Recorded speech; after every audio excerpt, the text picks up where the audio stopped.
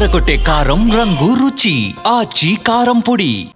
విశాఖ సభలో కేంద్ర మంత్రి బండి సంజయ్ కీలక వ్యాఖ్యలు చేశారు. కాంగ్రెస్ విషవృక్షం అని తెలంగాణ ప్రజలు గమనించలేకపోయారని బండి సంజయ్ అన్నారు. కేసీఆర్ మూర్ఖ పాలనకి విసిగిపోయి కన్ఫ్యూజన్ లో కాంగ్రెస్ కి ఓటేశారన్నారు. ఆ హస్తం ఇవాళ తెలంగాణ ప్రజలకి భస్మాసుర హస్తంగా మారిందని బండి సంజయ్ అన్నారు. ఏపీలో డబుల్ ఇంజిన్ సర్కారుతో అభివృద్ధి పరుగులు పెడుతోందన్నారు. ఏపీని మేము స్ఫూర్తిగా తీసుకుంటామని బండి సంజయ్ అన్నారు. తెలంగాణలోనూ కాంగ్రెస్ ని కూకటి వేళ్లతో పెకిలించి వేస్తామంటున్నారు బండి సంజయ్. తెలంగాణలో అభివృద్ధి పనులకి కేంద్రం నిధులు తప్ప రాష్ట్రంలో నిధులు లేవని బండి సంజయ్ అన్నారు. ముఖ్య అతిథులందరినీ ముందుకు ఈ కాంగ్రెస్ అనేది విషవృక్షం అని గమనించలేకపోయారన్న.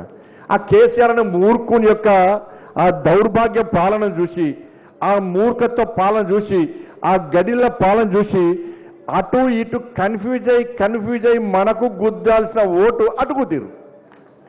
ఆ హస్తం మన భస్మాసుర హస్తంగా మారి ఇవాళ మన చేతిలోని మన వేలతోనే మన కన్నును ఓడ్చుకున్నట్టు ఇవాళ తెలంగాణ ప్రజలు భావిస్తున్నారన్న.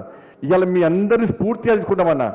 మీరు ఏ కాంగ్రెస్ పార్టీని కూకటి వేలతో పెకిలించి సముద్రం అవతల వడేసిరో ఆ కాంగ్రెస్ పార్టీని తెలంగాణ రాష్ట్రంలో కూకటి వేలతో కాదు, ఏమీ లేకుండా నామ రూపాలు లేకుండా కాంగ్రెస్ పార్టీ గద్దలు బద్దలు కొట్టి ఇవాళ తెలంగాణ రాష్ట్రంలో కూడా ఇవాళ స్వతహాగా భారతీయ జనతా పార్టీ ప్రభుత్వాన్ని పక్కా ఏర్పాటు చేస్తాం.